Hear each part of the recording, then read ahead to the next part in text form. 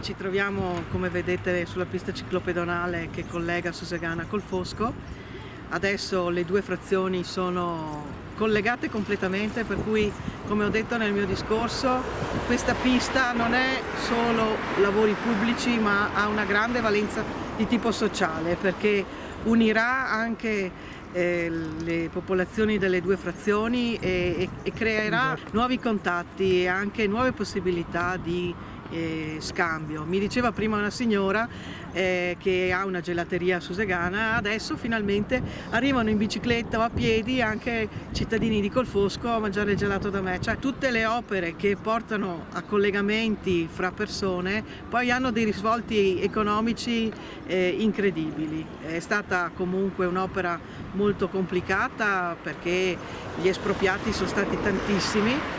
Però insomma rimane, come ho detto, grande felicità, la grande felicità di vedere un'opera completata che era attesa forse da 60 anni, la felicità di poter camminare comunque in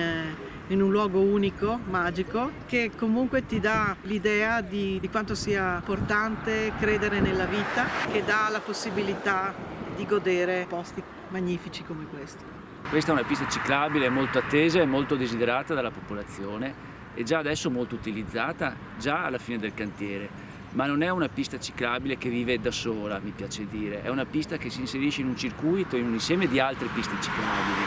Da Conegliano già adesso è possibile arrivare a Susegana con una pista esistente, questa è collegata e quindi da Conegliano si può arrivare fino al fiume Piave. Un domani, quando arriveranno i fondi del PNR che abbiamo già chiesto per costruire l'ultima pista ciclabile molto importante, quindi da Susegana a Ponte della Priula, sarà possibile andare da Conegliano a Susegana, da Susegana a Ponte della Priula e arrivare al fiume Piave e da lì proseguire fino a Montebelluna. Quindi Conegliano-Montebelluna, un'unica tratta di pista ciclabile e quindi sostenibilità, possibilità di stare all'aperto, possibilità di non utilizzare l'automobile e di godere dei nostri panorami e dei nostri territori e di questo siamo molto soddisfatti.